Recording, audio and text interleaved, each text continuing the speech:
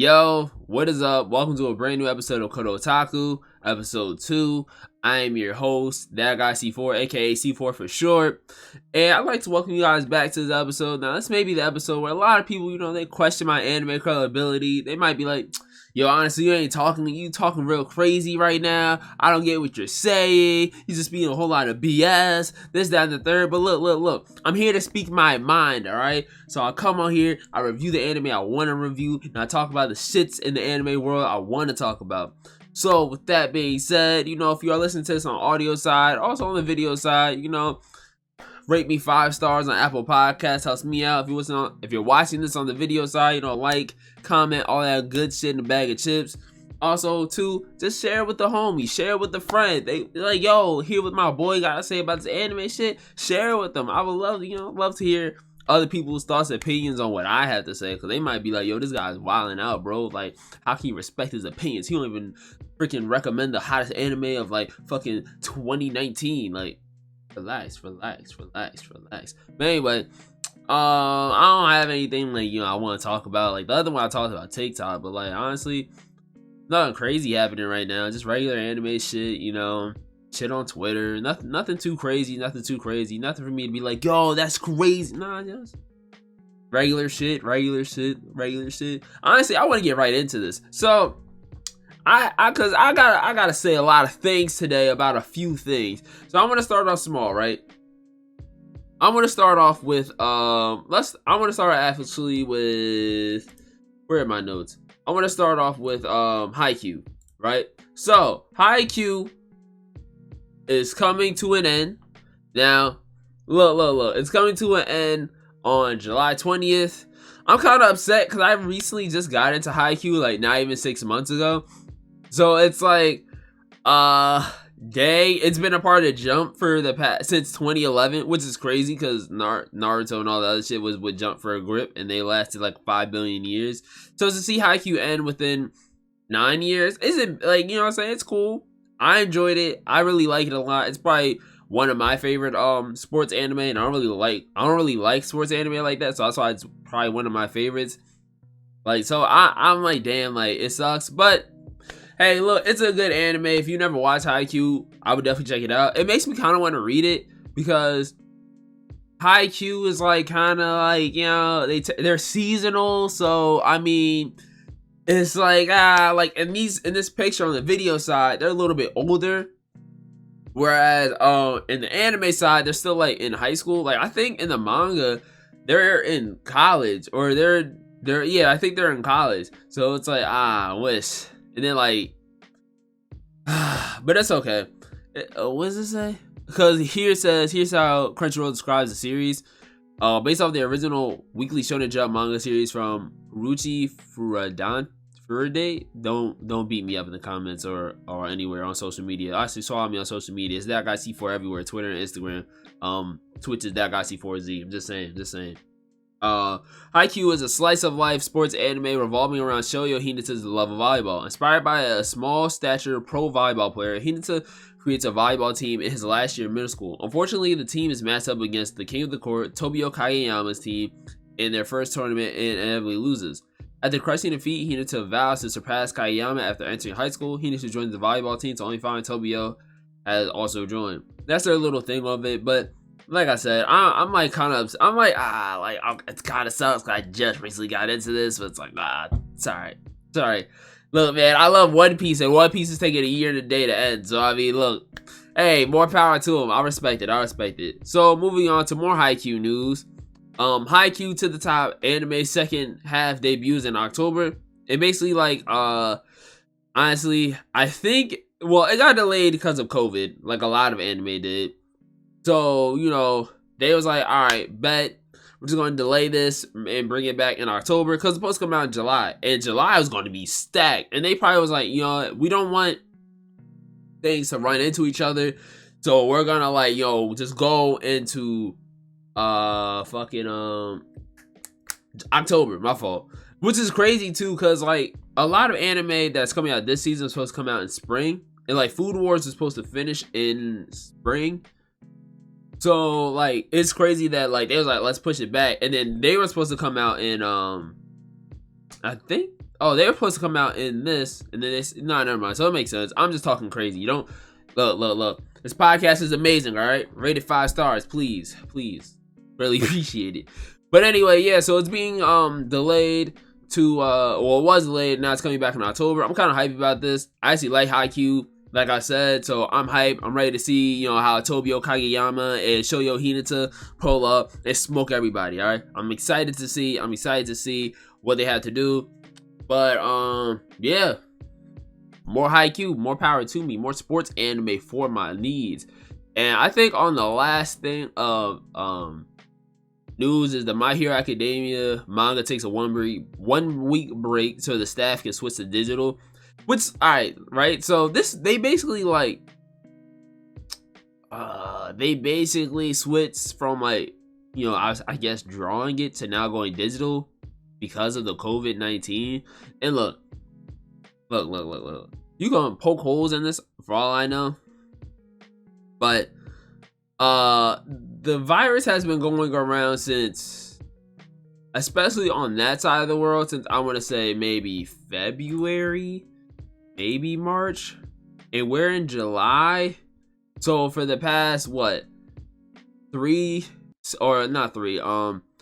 the past 4 to 5 months, they was like, yeah, yo, let's all just huddle up in this room and just all do this. And now they want to switch it to digital. It's almost like, well, the shit is almost, I'm not gonna say the shit is almost over because it's supposed to come back, but it's like, what? Like, I guess I understand it now, but it's like, as manga creators are now drawing manga in ways that minimize their risk of being infected with COVID-19. It's almost like y'all worked backwards. Instead of taking the action first, you kind of just said, hey, look, we're gonna take the action now in July. But the virus was in March. Maybe I'm bad at math, but I don't know, because it says the announcement from the magazine's editorial department stated that due to the effects of the new coronavirus disease and taking precautions to lower the risk to Hirokoshi and his staff are switching to working on the manga digitally. Yeah, so maybe I might be confused. Maybe I might be a little oh, I don't know, but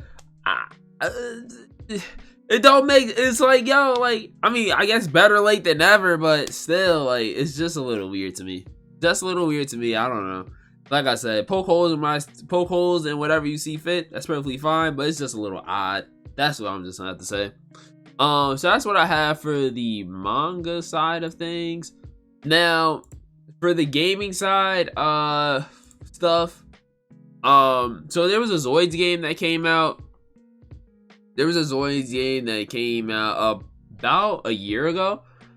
And the Zoids game, I've always been a fan of Zoids. I've always liked the Liger Zero. That's honestly the only one I know. I know the blue one, but I forgot his name. But honestly, the Liger Zero was goated. My boy BitCloud, whatever the next name is. That's all I know. Right? Just loved it. And I was always wanted a Zoids game, because the only Zoids game I ever played was on the GameCube. I never played any Zoids game outside of that. So when they said, oh, a Zoids game is being made and it's out, I was like, oh yeah, let's go. It's on the Switch. I was like, yeah, perfect. Take my Switch on the go. I have more Switch games to play because the Switch ain't got no games really, I'm not gonna lie. But anyway, yo, I was hyped. And then they said, oh yeah, only in Japan. I was like, bro, y'all serious? Seriously? In Japan only? Oh my goodness. So I didn't bang with it. So what happened was I just waited it out. So then I go on Twitter one day and I see, shout out to homie DB Zenkai, he tweets, yo, we're in there. Or some shit, I forgot. I know I replied, we are in there too. He said, I'm excited. Now I looked at what he retweeted and it said, Zoids game coming to the West in October, I think. I don't know. It don't matter. When that shit drops, I'm in there streaming it. Twitch.tv/ThatGuyC4Z. I'm just saying. So, I'm excited. I really love Zoids. I've always loved Zoids. I had the models when I was younger, but you know, my mom was like, "Oh yeah, let's sell them," and I was like, "Nah, no, like Rezero, no," and then she sold them shit. So if the Zoids DX comes back, I hope they have more models so I can go and buy some, cause I actually liked them as a kid. When I used to really love fucking Zoids, me and my dad would sit there and build them shits, and I'd be like, "Oh yeah, Dad, it works," and then yeah, she sold them shits, and yep. Kind of pissed me off, but it's okay. I learned never to, you know, just say, "Hey mom, you can come into my room. Don't come in here now. No, don't leave my Zoids alone." So that's what happened to him. So another game, another game that I'm excited for, bro. Look. I love this shit. All right, I love this shit. I loved it when I was in the 5th or 6th grade. I loved it a lot. I thought that shit was fire. Sorry if I'm sniffling. I feel like I'm about to sneeze. But I loved it a lot when I was a kid. Yeah, I always liked the shits, right? Then like it went to a weird turn. And the game of which I'm talking about is Bakugan, right? So Bakugan is also coming to the Switch. Now, I'm excited for this. Yo, I had to like either sneeze or like fucking, I don't know. Hold on one sec. I want to continue this Bakugan talk, but hold on. Okay, we are back at it. So like I was saying, now this Bakugan game, right? I'm hyped. This shit's coming to the Switch. I'm hyped, but I also I'm going in with a little bit of not expectations, but a little bit of cautiousness, right? I'm a little cautious. Why? Because I'm hyped because it's nostalgia. Nostalgia to me is what sells. Like, there's a reason why people is hyped about the new Xbox. They want to play their old games. Why can't we just get new games, right? But this is like an old kind of like, I'm not gonna say IP because it's still new, right? It's still technically new, but it's just like, all right, like that's what got me. Like, you know, it's a new IP. It's nostalgia that's getting me, but it's like, all right, I need to see what else you have, because I don't want nostalgia to be the reason why I buy this. I don't want it to be because this brings me back to a point in my life where I really enjoy Bakugan for the reason why I buy this. I want this to be more than that. Like, show me what you got, because from that trailer, it looks fine. It looks fire. I enjoyed it, but like, I need to see more. I need to see like story, characters, Bakugan that they have. Like, can you evolve the Bakugan like the old show? Like, what is it? Because obviously, because the new Bakugan is geared more towards kids. And excuse me, the old Bakugan was it was like in the middle, like preteens to kids. So, or not preteens, like preteens to teens. Like, it geared towards that. Like that, I'm gonna say that 12 to like 16 range. Like, now the range is like, I don't know, 7 to 12, maybe. Cause it's just cartoons now is just so, like, I'm gonna say dumbed down to where like it's like, all right, like the plot isn't really hitting that well. It's obviously like just quick microwave stuff. We live in a microwave era, so that's the way it's set up the way it is. So I don't want this game to be a very quick microwave thing. I want there to be like stuff into it that's gonna make me love it. I don't want it to be like, 2-minute fight, 3-minute or 3-hour long story. I mean, 3 hours isn't bad, but I still want more. 3-hour long story, quick, easy ways to unlock shit, this, that, and the third. Like, I want it to have a little bit of depth. Like, a game that I wish it's like is Dragon Ball Heroes or Super Dragon Ball Heroes World Mission for the Switch, which in my opinion was a very good game. The thing is that they didn't execute it that well. Like, there's things in this game that's like kind of broken. Like, I'm not gonna lie, like those shits are really broke. And I feel like the execution of the game was like, it was there. But how they went, like how some things went about was kind of like, alright, like, I don't know. I think this needs to be fixed. And they didn't fix it. Because I've played the game recently. It's still the same shit. But yeah, so I don't know. I hopefully, yo, this game is good. I hope I enjoy it. Yeah, but with that being said, I'm moving on to what I really want to talk about. I'm really like, I don't care if my nose starts running. I'm gonna get my bars off during this whole however many minutes, yo. If you don't, skip past this if you don't want to hear this, right? Hold on, I gotta mentally prepare myself, yo, because I'm about to get my bars off on this game, right? So, look, Bandai Namco, you gotta come to the court. You gotta come forward, right? I'm about to review this game. I don't know if I'm gonna put gameplay here for people on the video side, maybe not. But people from I want y'all to see how pissed off I am on the video side. But people on the audio side, yo, I'm telling you right now, I'm pissed. I'm livid. I'm beyond pissed off, right? So, look, like I said in my last podcast, I like Sword Art Online, right? I have played, I want to say all of them, but maybe two. But for the most part, I've played almost every single Sword Art Online game that has dropped. I've seen the progression from when it was horrible. And when I say horrible to where it was the point, I just did not enjoy the game. Me. From a, I'm gonna say from, I took my bias out of it a little, but from a gaming standpoint, the first couple games were bad. They weren't like terrible, but they were bad, right? Like I bought these games for $30. Glad I didn't pay $60, right? Actually, to give it a buck, I've never paid full price for a Sword Art game, but this is the first time I did, right? Let me give some backstory on this game. So, I know when something's a little off. When y'all say the air ain't smelling right, the gaming area ain't smelling right, I know something's a little off, right?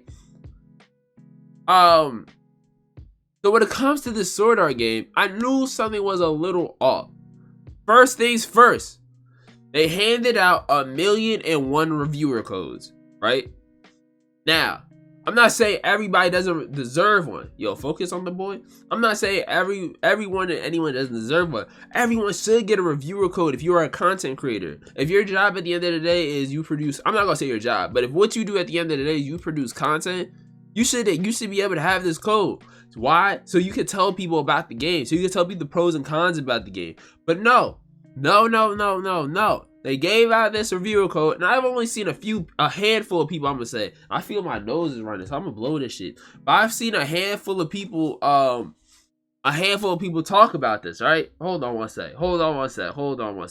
But like I said, I've only seen a handful of people talk about this game before they started dropping reviews, and the people that talked about it, they said, yeah, there's things I like about this. They should change that. They should change this, that, and the third. And I was watching these people play.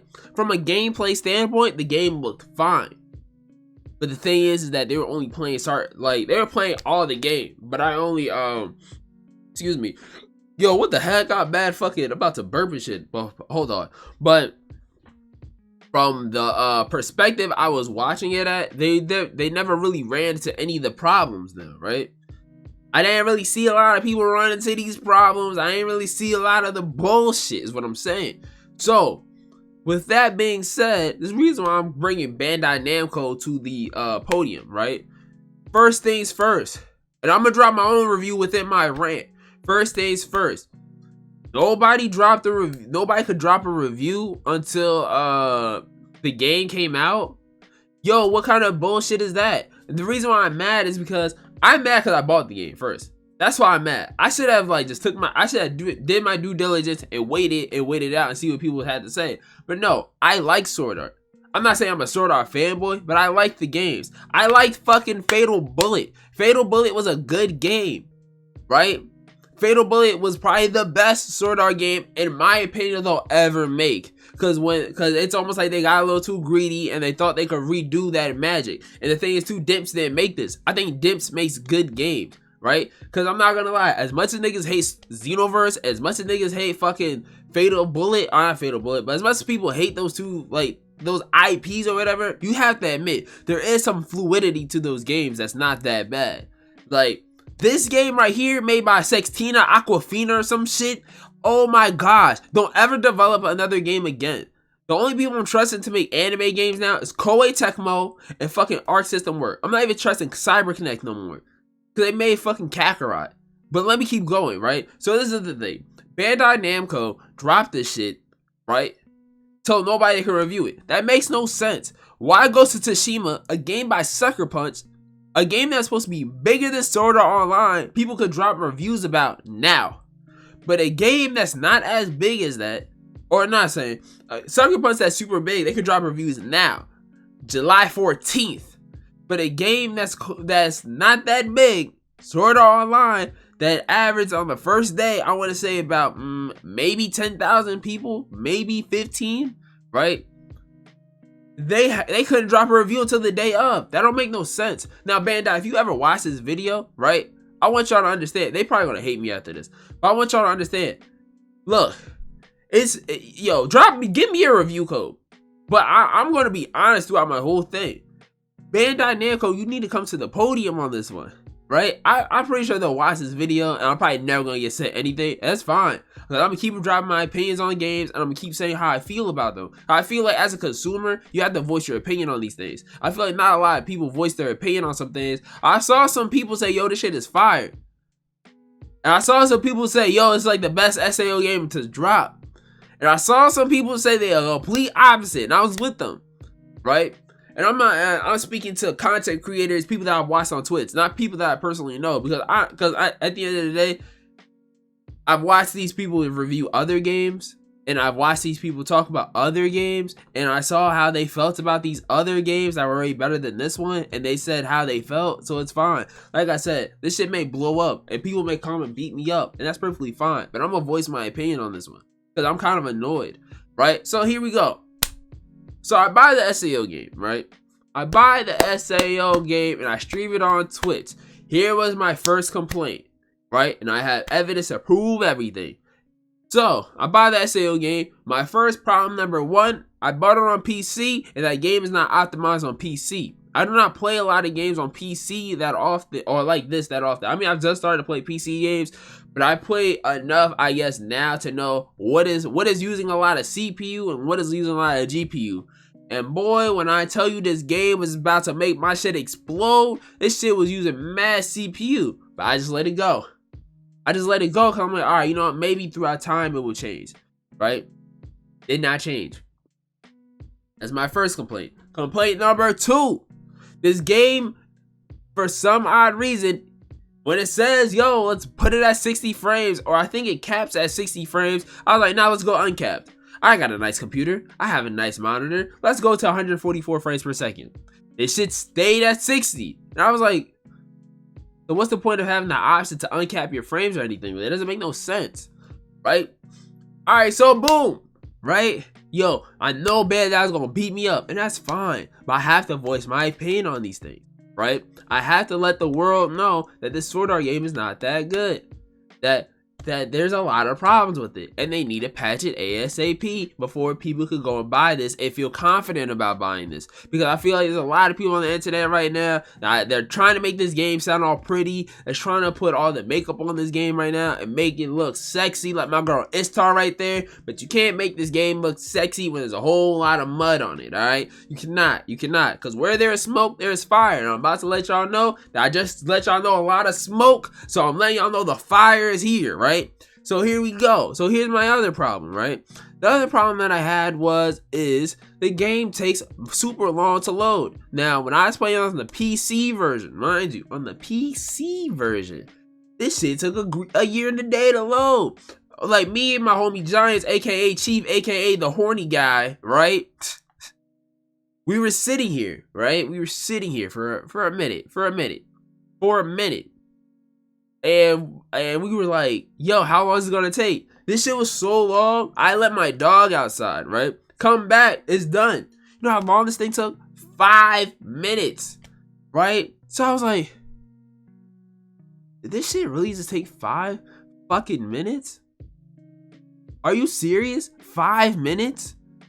Really? 5 minutes? Like, seriously. So now, anytime I loaded into a new world, it took between a minute and 30 seconds and 2 minutes, right? So I was like, really? Now, this might be the worst anime. Now, no, wait, you know what game had worse loading times? Jump Force. But Jump Force never took 5 minutes to get into a game. And that's something that they really need to fix is that. That's a problem. A game should not take 2 minutes to load into. A game shouldn't take that long. It shouldn't take 5 minutes for me to load into a new world. That's not right. So I'm over here like, bro, what the heck, right? So here's another problem that I had. So then I returned it, right? I literally said, yo, I'm gonna start this at 9 o'clock. This game got to 11 to wow me. If it doesn't, Boom, bye, adios, right? So it doesn't. It started to piss me off.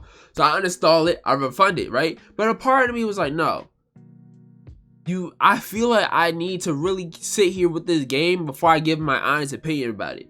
So I went and I bought it again. And I wish, I'm not saying I wish I wouldn't have bought it again, but I only bought it again because number one, I really like Sword Art, like I said.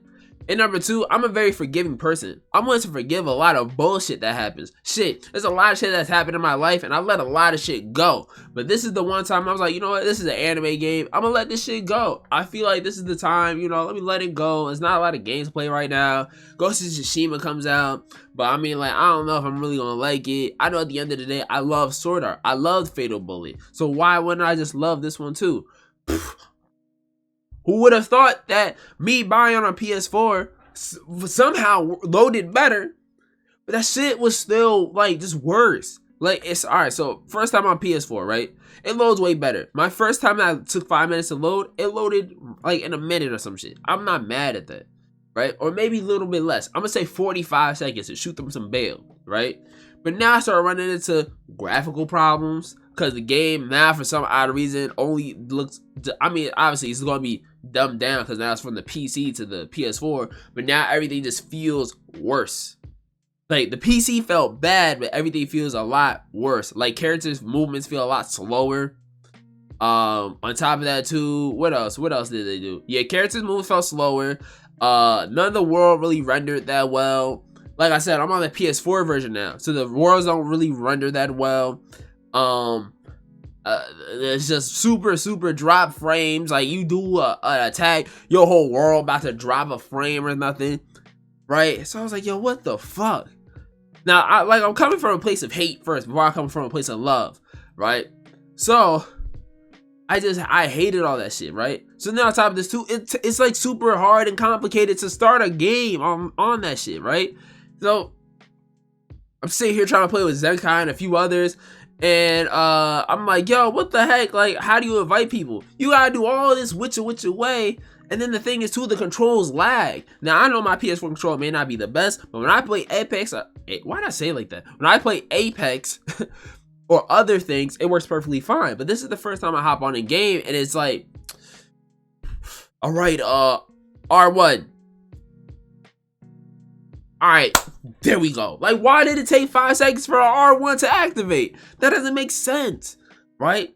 So then also on top of that too, I'm just like, yo, this is just some bullshit. Like, this is just crazy that a game came out and it's just out of the oven too early. Like, this game came out of the oven so early. It's unfathomable that Bandai would just sit there, and I was telling everybody on my stream too. I was like, yo, look, this isn't acceptable. This game got delayed not once but twice. This game, if people don't remember, it's supposed to come out in May.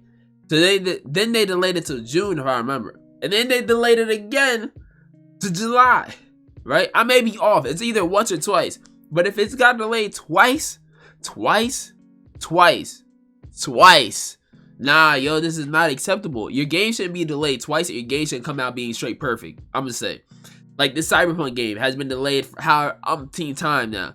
If Cyberpunk doesn't come out and it's not fired, people gonna be livid because it's like, yo, what did I wait for at this point? I basically waited for like a 2-pack of ass. I didn't wait for this. Like, so that's why I was like, seriously? Like, yo, seriously? Y'all delayed this game twice and it's still like this? It's not optimized. It doesn't run really well. There's glitches where you can fall into walls and just constantly keep falling. There's glitches to where the enemy can fall into a hole and just constantly keep falling. You can't complete the mission unless you leave and come back. Like, there's so many things wrong with this game. Now, granted, there are things that I do like, which isn't a lot. I like how they do support thick women, because I support thick women myself. All right? I like how, I'm a fool, right? But I do like that. I do like some of the character customization options. I feel like even though it is kind of limited, like Code Vein lets you do whatever the fuck you want. But let me stop, because even Fatal Bullet lets you do a lot more. So the character customization is a little I feel like some of the attacks, the colors are very vibrant. I like that as well. What I don't like though is some of the missions are like extremely hard for no reason, and it doesn't make any sense. Like, why is a mission against this egg dude take super long? Granted, there might be little things you could do differently, but I've watched some people play. It took them 20 to 30 minutes just to beat one boss. I'm just sitting here like, yo, this game is supposed to be geared towards kids, but I feel like it's just geared towards other people that are just like have to be on some next level brain level to really think about ooh, if I hit the left and the right and then I do a double backwards backflip, I should be able to one-shot him. Like, no, bro, this game, if my little cousin or nephew or whoever can't play this shit, like, who are you giving your audience to? I'm not saying this game should be stupid easy, but Fatal Bullet, I'm gonna keep comparing it to Fatal Bullet because Fatal Bullet was the most recent one to come out. Fatal Bullet's story wasn't hard. I beat that shit at level 20 or something. I was just pulling up. I was just like, yo, boop, boop, boop, boop. And then the boss is dead. That's how life goes. That's how it goes. Right? But when it comes to this game, I can only point out two things that I super really like. I guess the other thing is that, you know, I like how it follows the Alicization story. If you've never watched Alicization, it follows that story, which is cool. But you know, it does its own thing after a while. And I guess that's fine. Oh my gosh, I hate that this game has 6 chapters and chapter 1 is like super long. Chapter 1 is like 15 to 20 hours. Why? Why? Why is chapter 1 15 to 20 hours? It's basically a reteaching of the whole game and teaching you new mechanics. So what the, let me learn as I go. Don't, you know what I'm saying? Let me unlock some shit. It's like, you ever play Legend of Zelda? When fucking Link gets some new shit, they'll sit there and teach you for like a whole 15 minutes.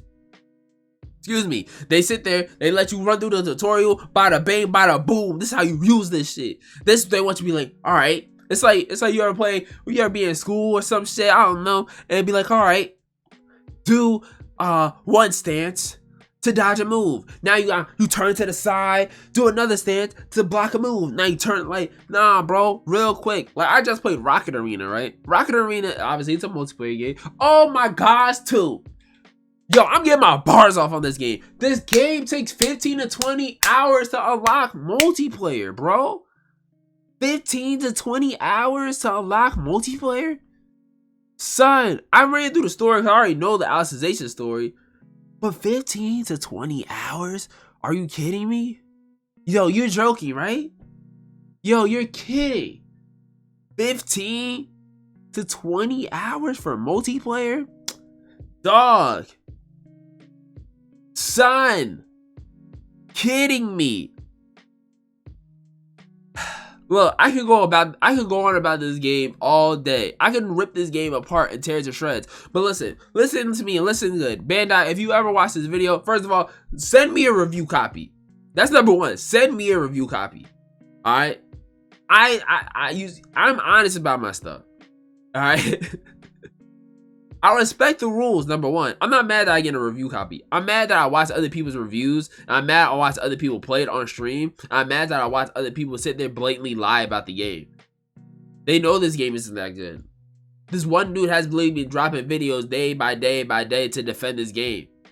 And even people in his comments, they say, yo, you know this game isn't good. It's called spade a spade. So that's what I have to say. I may not have the biggest influence, but I know for a fact that I know that when I see a bad game coming, I see a bad game coming. This is not a good game. Alright? It sounds like I'm asking for a review copy. No. I only want one so I could give an honest review. Cause I haven't seen a lot of people honestly say how they feel about this game. I'm very passionate about my game. I'm very passionate about my anime. There's a reason why I started an anime podcast. I'm very passionate about this stuff. So you know, I love games, I love anime. So with that being said though, look, at the end of the day, this game is not good. I cannot sit here and honestly recommend this to anybody. This game is horrible. It's awful. It's unbearable. It's so fucking bad, right? It's so bad. Probably the worst anime game I think I've ever played in my life. And Jump Force is not that far off. Now, unless they can fix this stuff in the next patch, that's fine. You know, maybe I'll come back and do like a rant part 2. But right now, as it stands, worst anime game I have played in my life. On everything. So, with that being said, number 1, Bandai, y'all gotta let some of these anime games go. Let other people make them, please. It's not that y'all not good at it, but yo, you gotta stop cashing in on the anime fans. Anime people are very, they're very quick to buy something. Like me, I'm very quick to buy these anime games because I just like anime so much. So if you're not gonna take the time to actually sit there and make a good and proper anime game that does its due diligence and does its justice, don't drop that shit at all. Kakarot, garbage. The only good one that they've made so far, or that they published, so I should say, is fucking Fighters. And that's my Arc System Works. Arc System Works did their thing. That's what I'm saying. But with that being said, like I said, number one, Bandai, please, you gotta let some of these things go. I'm tired of it. Number two, do not buy this Sword Art game now. Wait for the price to drop, or just don't buy it at all. This game is not that good. It's not.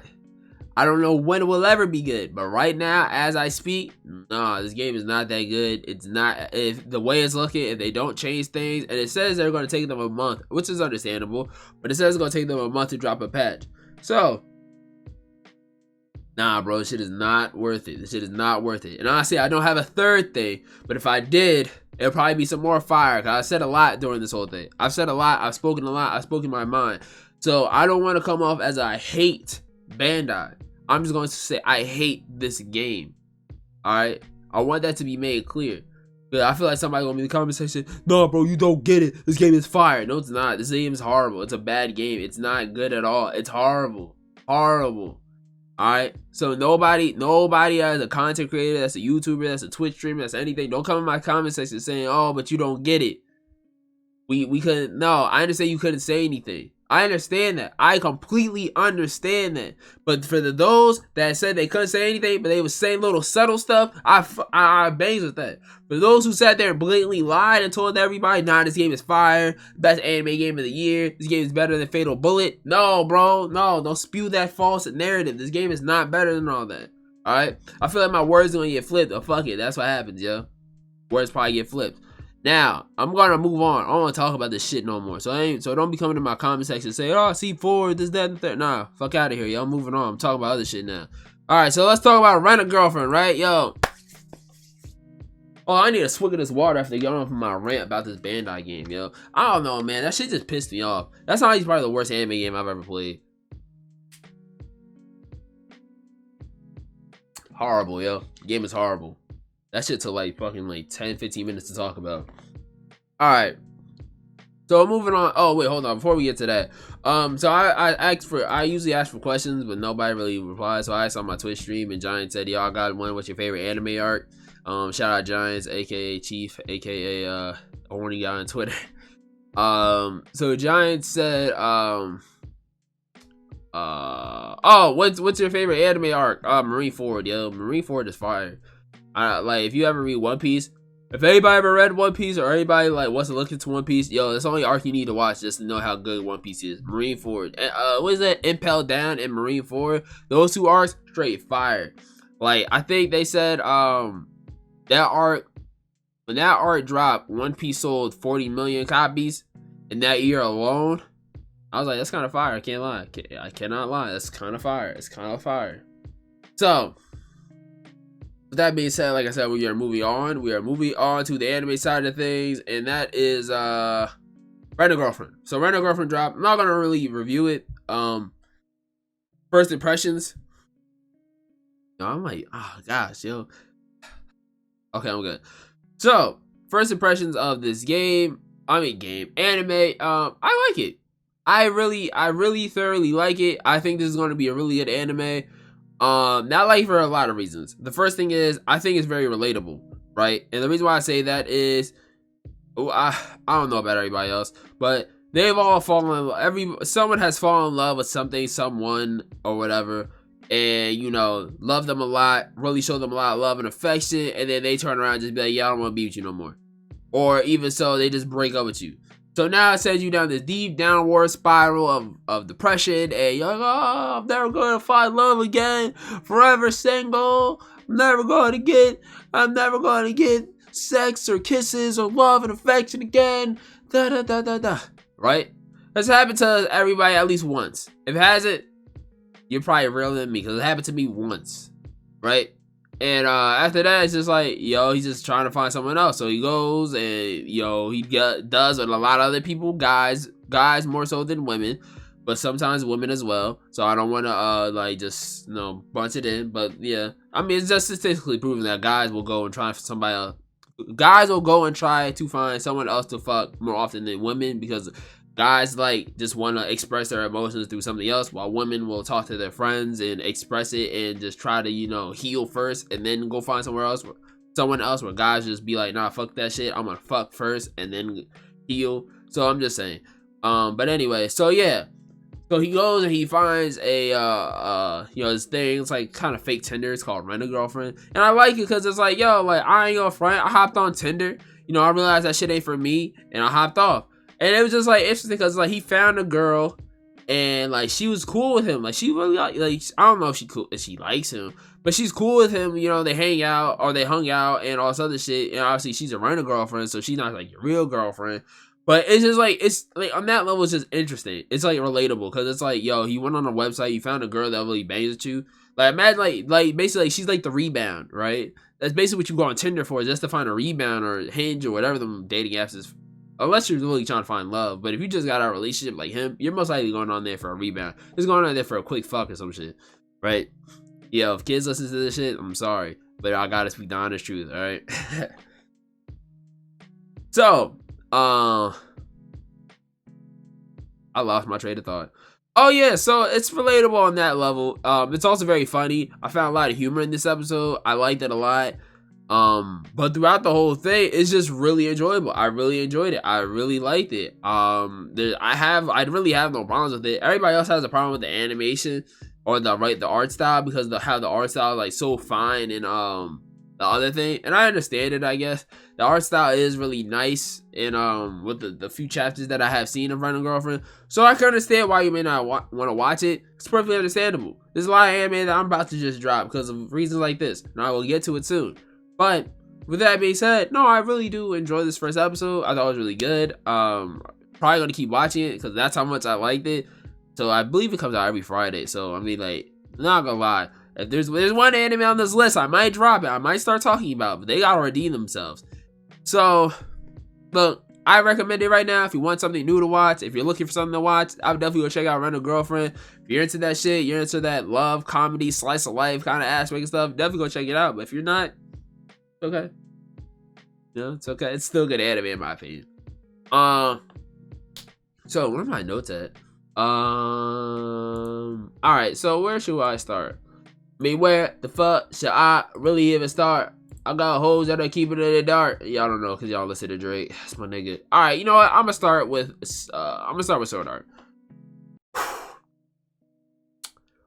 I don't know, like, I don't even know like how I should like start this off. Let me come from a place of love first before I come from a place of hate, right? Nah, I'm just gonna come from all over the place. Pause. Right? So, Sword Art Online Alicization, the War of the Underworld. I think that's what it's called, but whatever. Part 2 has started. Right? So, in the last episode of the last season, Asuna says, bring everybody from Japan, or I don't even know. Honestly, I don't really remember. But basically, long story less long, they said, yo, start bringing the people from Japan into here that play these MMO games, because, the Americans is about to wipe out these group of people that kind of have souls, so we can't have that shit happen. So, who joins the fight? My girl, Sina. She comes up. She pop, pop. You know what I'm saying? She pulls up. Oh my gosh, I'm here. I loved it. But now, this is where I have to come from a weird place, right? Because I don't get it. Like, I really don't get. Yo, Kirito has a harem list the length of Snake Way, my guy, right? Yo, Kirito's harem list is really the size of Snake Way. Like, my dude's harem extends super, super far, right? Like, yo, Sorry, I'm just moving my notes around for a second. Like, yo, this dude's harem starts at one place and ends all the way down the other side of the world. Yo, this guy can't move, can't talk, can't do nothing, just sitting there mute like a vegetable. Out here pulling hoes still. He's still pulling hoes. How? I can't even get no girls to talk to me like that. I would just be sitting there, hey, how's it going? Oh my gosh, get away from me. This dude Kirito is pulling hoes and he not even doing shit. He just sitting there. And he, oh my gosh, Kirito, no! I miss you. Kiss on the cheek. Kiss on the cheek. I'm just like, bruh. For real? What? So, I mean, I'm not gonna lie. I was never the one to hate on Sword Art's harem. But I mean, it's a little like this scene kind of like I don't know. Yeah, I don't know. Kirito's harem is long. Like his shit is fucking long, right? This might be a little longer podcast, because that Sword Art rant got me a little started. But yeah, so his harem list is long, right? So as we go throughout this thing, we also see that like Leafa, his sister, she joins the fight, and you know she's just trying to do the like. It's weird, right? That scene kind of pissed me off, but it shouldn't have. But the scene I'm gonna say pissed me off because it's like she went to this world, but I guess it I don't know. But she went to this world and she spawned on the completely opposite side of the map, which makes no sense in itself. But whatever. And she spawns there and she's like, oh, I don't know, because this pig dude that lost his girlfriend because she was willing to sacrifice herself in the city, which once again, she should have thought for herself. I don't know why she thought, oh, let me sacrifice myself for the city. No, you should have thought for yourself on that one, big girl. But whatever. So yeah, she goes and she does that, and what happens is Leafa, right? She's like tries to convince him to be like good or whatever, because she's like, oh, I don't know who's good or bad, I don't really care, you know, this, that, and the third. And I'm just like, you gonna do this, huh? You're gonna try and convince this guy. He says he's gonna take you back to the Emperor so you can get sucked up and like get killed and all this other shit. But you know what happens is, you wanna know what happens is, side note real quick. Yo, the Dark Emperor in this thing is he's kind of broke. This guy can just pull up. He can stop time.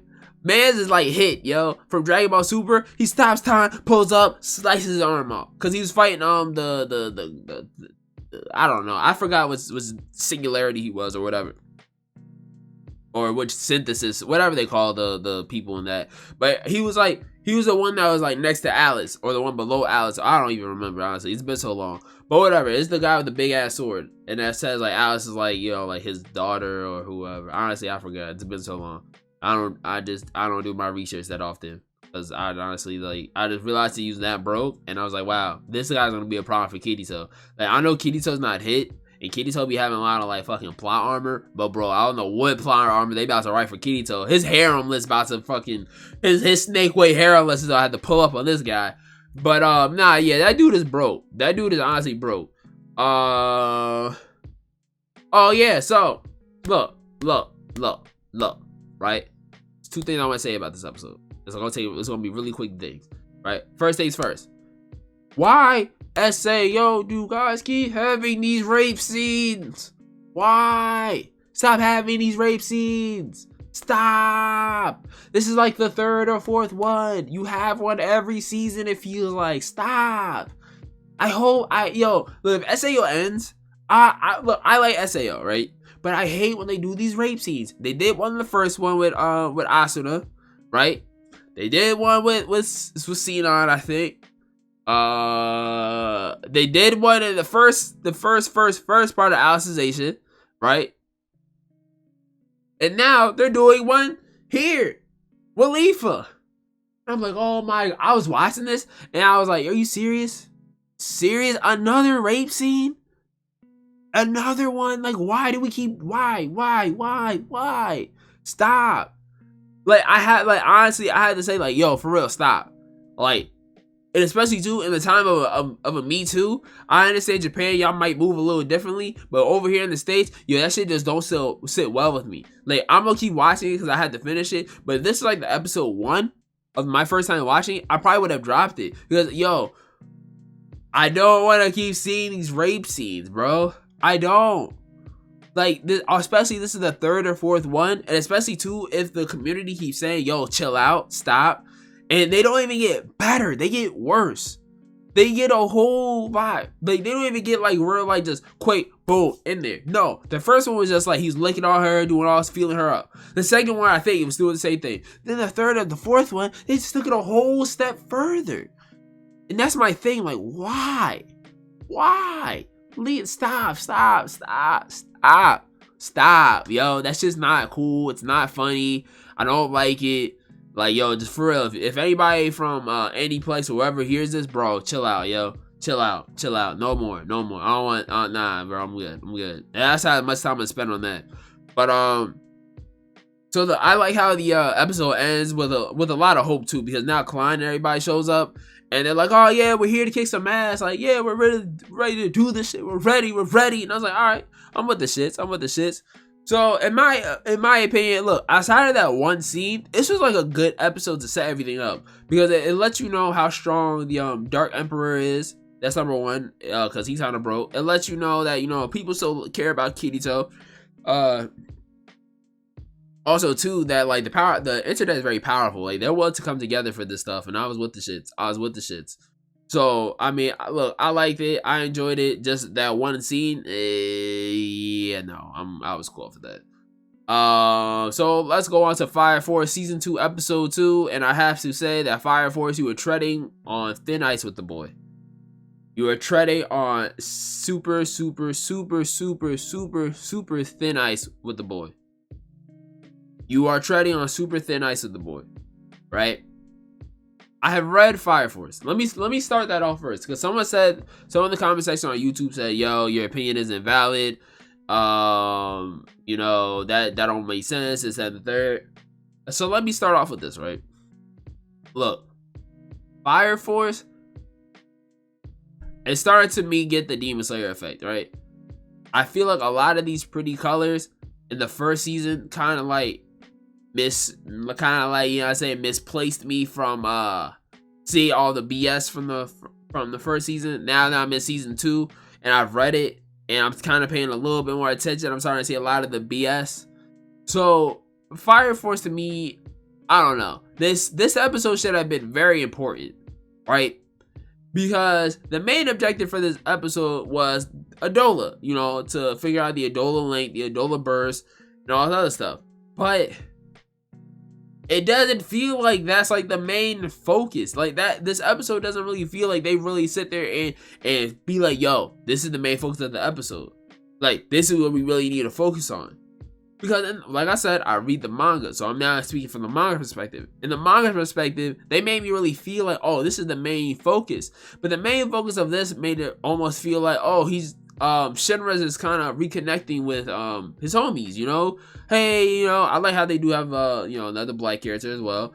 But there's a, hey, how's it going? You know, blah blah blah, or hey, how's it going? This, that, and the third. But it just didn't feel like, oh, like we're connecting the Adola burst, the Adola link, trying to find everything out. Now I will say that, you know, they did have the one scene with where they were in Adola with a girl that does look like Iris, who I assume to be the first pillar, and how Maya, she couldn't really do anything. So it lets you know how strong that first pillar is. But outside of that, I'm just like, okay, like, okay, because it just doesn't feel like that was the main focus of this episode. And I'm gonna be honest, like, I would honestly drop this anime, just continue to read it, because that's how much I'm just not really feeling it this season.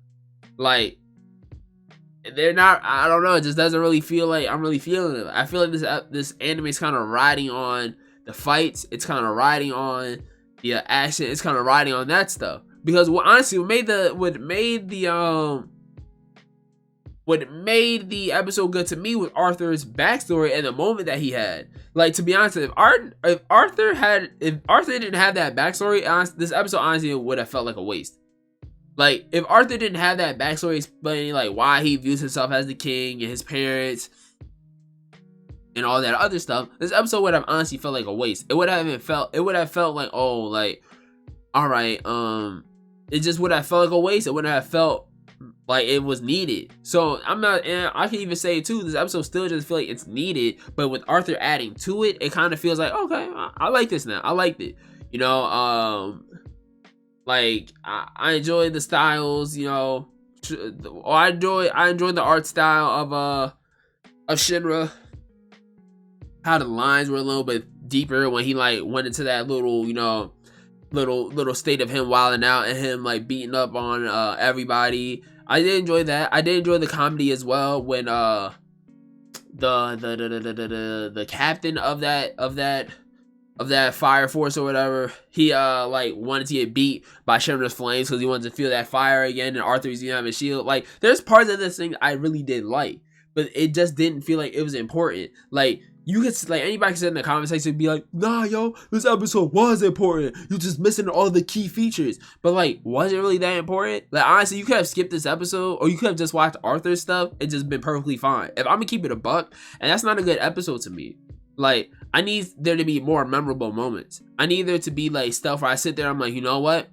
That was actually a good moment. I feel like they really did captivate me here. Because when I read it, I was like, oh, like, they're really talking about Adola and his thing and all this other stuff. But here, it feels like they just skipped over some stuff. They didn't really make me feel like I needed to know, like, about Adola. It just made it feel like, okay, like, this is Adola. This guy had a connection with it once. And, yeah, that's it. All right, Shinra goes a little crazy. That's what it felt like. And I was like, all right, I see how y'all giving it up. So, hey, look. This episode for some may have been cool. To me, it was just like, it was alright. It was okay. I was just okay with it. I was like, you know, I could have went about my day not watching this and just could have went and just saw people talk about it and saw them say, you know, this is cool. I don't really have much to say on this because I just didn't really like this episode, to keep it a buck. This episode, like I said, it was cool. I just liked the fact that Arthur had his moments to shine. Other than that, I don't know. Each week, Fire Force to me just keeps like it's not really heating up, and I hope when it gets to certain parts that I can sit here and talk about it for more than 5 minutes. But without that, it's gonna be a rough summer for them. All right, so moving on, talking about the God of High School. Now, the God of High School, yo, this animation, this story. Everything's happening so far. I love it, right? I love it a lot. I think everything is just fire. I think everything is amazing. I just love it, right? I want to talk about what happened in this episode though. Like, why, like, yo, this world is like so advanced, right? This world is so advanced. So Jin, right? He got his neck. Why did I even say neg? Whatever. He got his freaking neck snapped, like, boom, right? By Myra, and because she was pissed off, cause, you know, she wants her glasses back, yo. And this world is so advanced because they literally put a neck brace on him and fixed his neck in like 30 minutes or something. It was just really quick. They was like, all right, put this neck brace on, snap back in place. So it lets you know how advanced this world is, right? They also start off too, but mentioning, and I'm interested in this because you also see it in this episode. Like, yo, people are strong in this. Like, people are strong because it starts off, they're like scared for the president because there's like, yo, the dude that just dropped the whole hand on that one island in episode 1, he's after us, yo. He's coming. And it just lets you know how strong these people are. So I was excited about that. I really, like, those two things are like what keeps me very interested in the show. Because it's just like, yo, how strong these people, number one, and how advanced is this world? Those are two things that like stay in the back of my mind while watching this. Because like, to have the ability to, number one, track how much track, you know, your heart level, your health, all this other stuff on your wrist, and then have the ability to just like bring your neck back in place. That shit's crazy. So imagine, like, I don't know, like, imagine you actually, you know what, I'm gonna stop here with the advanced talk, because actually, let me go through my notes, because that's actually something I do want to talk about. So I feel so bad. I don't remember this dude's name. I have to look it up. So all right, so yeah, so what I also like too is that they go into Jin, Myra, and Han's backstories about what they want, and they go really quickly. Like they do it like really quickly. They're like, yo, okay, Jin just want to fight strong people, kind of like Goku. But I think there's more to it though. There has to be more to it. He's not just gonna say, yo, I just joined this to fight strong people. Granted, that might be the case because he might genuinely just want to fight strong people, but there has to be more to it. Han, I need money. There's more to that as well because it showed someone in a hospital bed, a little sickly. I don't know if that's his mom, his friend, whoever, but they're in the bed, they're a little sickly. So he's like, yo, need money. Then Myra, yo, trying to build up the dojo that I was at, the reputation, and all this other stuff. I feel like there's a little bit more to that too. Maybe along the line, you know, somebody came through, disrespected the dojo, did something to like disrespect it, and she's like, nah, I gotta fix that shit. So they all at their, you know, they all showed what they want. And on top of this too, this episode showed the power of friendship, but not like, you know, the fairy tale power of friendship. It showed the power of friendship because Jin, he takes Myra's sword and I think he throws it or some shit. He does something and it lands into a lake. So she goes and she looks for the sword and she's reminiscing about how the sword is given to her by her dad and how it means a lot to her and all this other stuff. And Jin, I guess he starts to understand that, so he goes, he helps her. But then Han comes with like these freaking ultralight beam lights and helps him find it as well. So unless you know, like, yo, these people have a connection and they're probably gonna grow together and they're probably gonna connect a lot more. And honestly, I'm probably gonna like this group of friends same way I like Kurapika and Killua, Gon, and Leorio. Like I like that kind of group of friends where it's like, you know, they can all laugh and be mad at each other and have fun. It's not like, you know, Team 7 where it's just a whole bunch of weirdos and shit.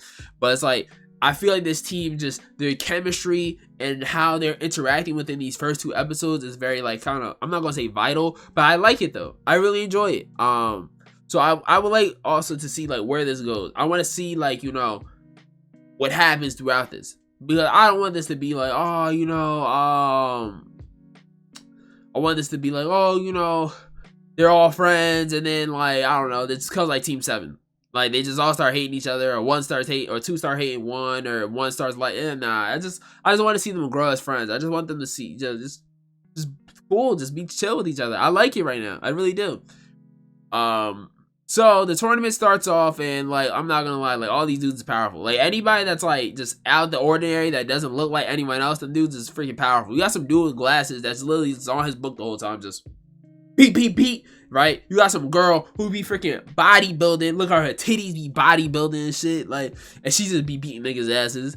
Han, Myra, and Jin, they just go into the shit, beat everybody's asses. So then I guess they have main events throughout the whole day. So the main event was Go versus, and let me find the other guy's name, cause in my notes I have him named as Mophead, and I don't want to have him named as Mophead, but his name is Go, and the other dude's name is where's it at? You have Go, and where is it at? This video might play. Wow, I really can't find his name. Hold on. Go and Kang, right? I think it was called. Yeah, Go Gamado versus Kang Masenko, right? So this dude Go is a monster, yo. This dude Go is a monster. Like, dude has restraints on. He ain't really going that hard, and he's over here going crazy on freaking not Go. Kang. I think I said that, but Kang. Kang has restraints on. He's like, you know, he's not really fighting at his full strength. He's going a little easy on him. Throughout this whole fight, first of all, beautiful animation, beautiful art style. I love it. Like, honestly, I'm gonna love every single fight if it's like this, because bro, this shit is looking amazing. So it's Go versus Kang, and Kang is like, yo, you can't beat me. So Go kicks him into the stands, right? I think, if I remember correctly, Go does something, and yeah, that's gonna play real quick. Yeah, Go kicks him into the stands, right? And he you know, you got like 20 seconds to come back, and he's like, That's all you got? So Kang gets up, you know, brushes his shoulder off, starts walking back, and they're like, all right, 3, 2, yo, bro, I'm coming back. So Kang comes back. He starts fucking up Go. He starts fucking him up. Beat. Kang Go can't do shit. Stop. Right? And you can see that Jin is starting to get, like, you know, annoyed. Like, Jin cares for these people. He cares. So he starts to get annoyed. And he's like, nah, yo, can't take this shit no more. So Kang is over here. He's busting his ass. Right? And he twists his arm, so I think to the point where he breaks him. He does something. You can hear that bone crack. He's like, I'm like, his bones is cracking. No. So them shit's all cracked, right? Crack, boom, bada bang, gone. So then what happens is that you know, Go is like, shit, you know, because now Kang has taken his restraints off. He's going ham. He's going crazy. He's going stupid on Go. Like, he's fucking this dude up. So Jin is starting to get annoyed. So Jin is fast as fuck. Or maybe he just moves without knowing. But while he's like breaking his arms and fucking him up, he taps him on his shoulder. He's like, yo, bro, that shit's disrespectful. I don't respect that shit in these streets. That's not martial arts. That's some fuck nigga shit. Right? And he goes and he pieces up freaking Kang. He does some 3-hit kick and kicks that dude into the ground. And like the organization, whoever runs that shit, they see that Jin is that powerful, and they're like, wait, we was not expecting this dude to be that nice. Hold on. And they say, yo, stop. We gotta give you a punishment real quick. You a little too nice at this shit. I don't know why you're here. You're a little too nice. So they take him to their back. But yeah, it's just crazy to see that because Jin is like OD strong. Like, I just want to know how strong he is. Cause I feel like he's holding back. I feel like it's like Chibi said, these people like solder to him. Like, he's gonna fuck all these people up, no problem. It looks like, yo, if you just did a 3-hit kick on some dude that had restraints on this whole time, and he's supposed to be OD strong, bro, these people are gonna be like fodder. Like, these people are gonna be easy as fuck for you to like just pull up on. Just 1-2 next, 1-2 next, 1-2 next. Like, he's just gonna be handing out combos, bro. So I'm excited to see when Jin goes to his official fight. But the thing I want to say about Go is I think Go's gonna come back. The medicine and technology in this world is a little too advanced for him to just be wiped off the face of the earth. Homie's gonna come back. He's definitely gonna come back. Because it's no way that they would have this whole like boxing, like this whole thing without them just like, you know, him not coming back. Like, they're not gonna tell you that our world is this advanced without him not coming back. So he's gonna come back, and he's probably gonna like, you know, be a part of the squad but not be a part of the squad. He's probably gonna ask Jin like, oh, you know, like, you know, thank you, I'm in your debt, this, that, and the third. So I can see Go being not important, but he's gonna help out the story some. Also too, I want to point out real quick before I go on to the next topic. Kang, Kang was strong, right? And Jin is strong, but there's more people that's more powerful than Kang, because Kang was asking Go like, oh, yo, ask for forgiveness, you know, submit, all this other stuff, and then you go back to a flashback, and he's asking for forgiveness to someone who has this dark aura around him. The same way Kang gets this dark aura around him, that other person's dark aura was like a little bit like wilder. Like, it was like you know, the room smell, like it was so wild. So I'm interested to see that. Like, there's a lot of things that happen in this anime or webtoon or whatever you call it. I'm interested to see. Like, I want to see how a lot of this stuff goes, because like this is episode 2, and this is a good episode 2 because like it goes by so fast because of how good it's paced, how good the story is told and all stuff. Like, it's almost like when you're in a reading class, because like when I was in like elementary school, we had a reading class, and if someone's reading like really well, you don't realize like how much time or how many pages, or just if the story is that good, like where you're at in the book.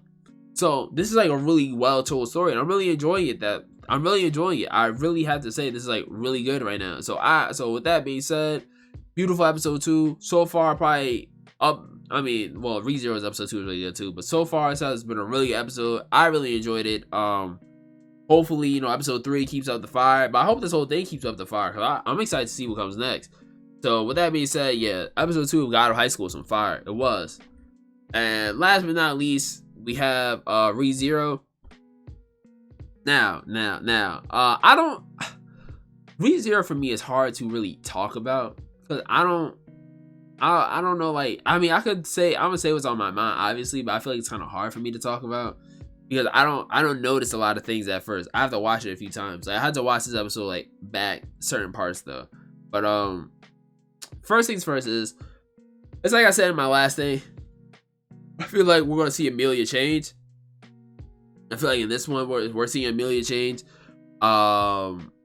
It's just a little thing so far. The only reason I say that is because, so if anybody remembers, in season 1, Amelia was very secretive with Subaru. Like, she was very like, you know, like, yo, like, should I really tell him this? Like, she didn't tell him why she went to the Capitol. She just said, yo, I'm going to the Capitol. She didn't tell him why I'm doing this. She just said, yo, I have to do that. So now in this, granted, she's trying to find the words to say it, but you know, she says, oh, we had to go to the sanctuary because that's where Roswell and Rom are. And I think Subaru already knew that, if I remember, but she still tells him. And she wants to tell, and there's more things that she wants to tell him, but you can see in her face that she doesn't really want to tell him because she's scared to see how he'll react. And I feel like this is like two things. Number one, this is the development on her part, because now we're starting to see that she wants to be closer to Kirito. She wants to be closer to Subaru. Yo, look, I'm sorry. Look, I was just talking about Sword Art in the a couple minutes ago. I just did a whole rant on Sword Art, so sorry. I'm sorry. But yeah, you can see that Amelia just wants to be closer to Subaru Natsuki, right? Yo, sorry. She just wants to be a little bit closer to Subaru, right?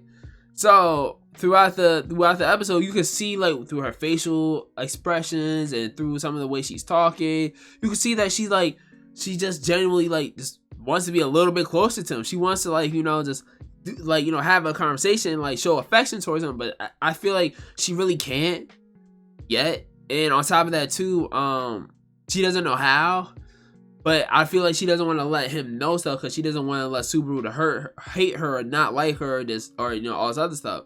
So I sat there and watched this episode. I'm like, yo, I could see, like, she really likes dude. She doesn't, number one, she doesn't know how to say it. Number two is she doesn't know how to express herself. And number three is that she doesn't want him to just be like, oh yeah, I don't really like you like that, or oh, you know, I don't really bang to how you feel. No, well, I guess because she sees it from the Ren perspective, that like, oh, like, he really likes her. I wonder if he'll do the same for me. But either way, like, she is being less secretive, and I like that a lot too. I look, that's like probably the biggest thing I like that about this episode, outside the other stuff. But I like that because it's letting me know, like, oh, she's opening up a little bit more. She wasn't this open before. She was a little secretive about stuff, so that was cool. What else are on my notes? I said Rom and Roswell haven't. Oh no, I didn't. So Rom, yeah, Roswell, they went to the sanctuary to go do some, you know, undercover secret agent stuff, and they haven't returned. So, you know, that this whole episode was revolved around the sanctuary. Like, how do we get to the sanctuary? Where would we go to the sanctuary? Because when they go back, they see the first maid, who skips from my mind right now. I think her name's like Frederica or something. But I don't know, and she said she knows where the sanctuary is, but she can't go there because she obviously has to protect the house. She has to make sure everything's good. Because Rom called her because they're like, yo, we're gonna be out in a minute, so, you know, protect the house. So the first maid comes back and she says that, you know, she's like, and they were trying to figure out like how we can get there. Now this is where things get interesting, right? I've always been interested in Beatrice, and I've always been interested in her. And they hint at like certain stuff about her. Like, I've always been interested in why she likes Puck a lot, because Puck is a spirit. And in this episode, the first maid says like, oh, she's a spirit too. She's a great spirit. I'm like, oh, this is getting interesting. So now Subaru, he pulls up to, you know, Beatrice. He's having a regular conversation with her, and, you know, he's trying to figure out all this stuff. Now I feel like this is where Subaru kind of like just, he crossed the line with her, right? Because he shows her he has the gospel, and she's like, where'd you get that? And she says that, or he says that, yo, I got this from Betelgeuse, you know, one of the archbishops, and or Sin archbishops or whatever, right? And you can see her facial expression drop, because she says in the beginning of this conversation, she says, I haven't cried in years. So that's very interesting, right? And the reason why I say it's interesting, because when Subaru says that he killed Betelgeuse, she says, you know, she's like, not you too. Like, seriously, like, you died too? Like, really? So when she says that, she starts to get a little hurt, and she doesn't really fuck with him no more after that. And you can see, like, the voice actor does such a good job that you can hear in her voice that she's about to cry, because she's like, yo, basically you killed one of my homies. Like, what the fuck? Like, and you expect, and she like, it's almost like, yo, you're using me. Like, you only come to me for convenience. I'm not your tool. And I was like, during that whole conversation, I was just so interested, because I'm like, yo, she's hurt. She's super duper duper duper hurt. And she doesn't want Subaru to, keep hurting her, and she doesn't want her friends to keep being hurt. So I guess Betelgeuse was also a spirit too, and Puck is a spirit. And I feel like Puck is a little bothered by this too, because Puck hasn't come out this whole episode. I think the episode before, I can't remember. But Amelia, she taps on Puck, and Puck didn't come out. So, and she does it a few times, and Puck doesn't come out. So she's like, ah. And Subaru was like, is Puck okay? And she's like, I don't know. This haven't happened, but he usually comes back. So I'm interested in that. So it makes me think, like, this Puck, Betelgeuse, and, or actually, no. Does Puck, Beatrice, Betelgeuse, and all these other spirits have some type of connection? Because it's like, if they do, is that why they all, like, feel a type of way right now towards Subaru or even Amelia? So that was really interesting as well. Who else? Oh, so Petra as well. She joins the mansion. I thought it was kind of cool, like, little thing to add. But now this is where it has me interested. I don't read the light novel or the web series or whatever. Excuse me.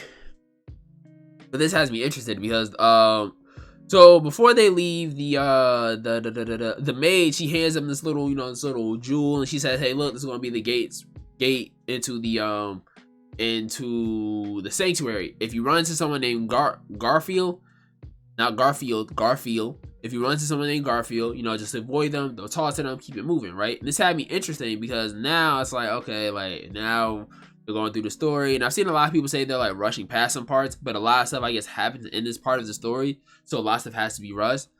But this was interesting to me because now they go there, and the little necklace jewel that, like, is glowing and stuff, or not next to school, but it starts glowing, and Subaru, he's about to throw it out the window. Boom. But instead what happens is that he gets transported into this different kind of world, but maybe a different part of the forest.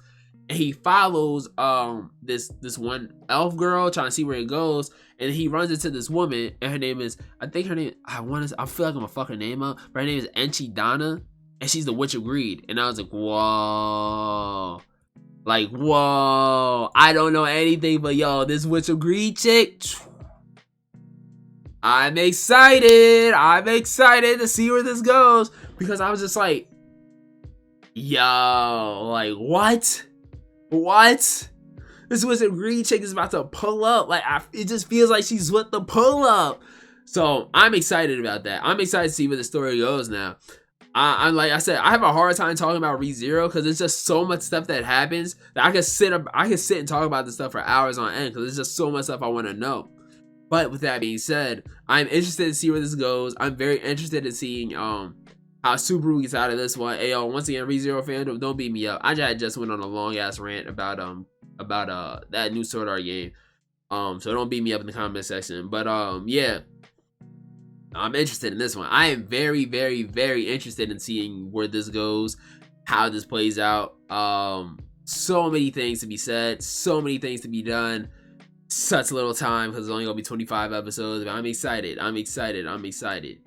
But yeah, with that being said, this has been a longer episode of this podcast, probably because of that rant. But yeah, yo, Bandai, if you watch this, yo, just hit the boy up. All right, just hit the boy up. I gotta express my feelings. This, that, and the third. Look, I'm coming from a consumer. I'm tired of buying these bad anime games. So with that being said, we out of here. Look, thank you guys for coming through and hanging out for however long you've been here. It's been a pleasure. It's been really good. And yeah, we're out of here. Like I said, follow me on my socials. That guy C4 on Instagram and Twitter. That guy C4Z on Twitch. And also too, if you have any questions, please leave them down below in the comment section. Or also too, at me on Twitter or send me a DM on Instagram. More likely to go through with that shit. But we are out of here. Like, thank y'all for coming through, hanging out, and I'll see y'all in the tired, yo. I'll see y'all in the next episode of Otaku. Deuces, bye, good night, 1.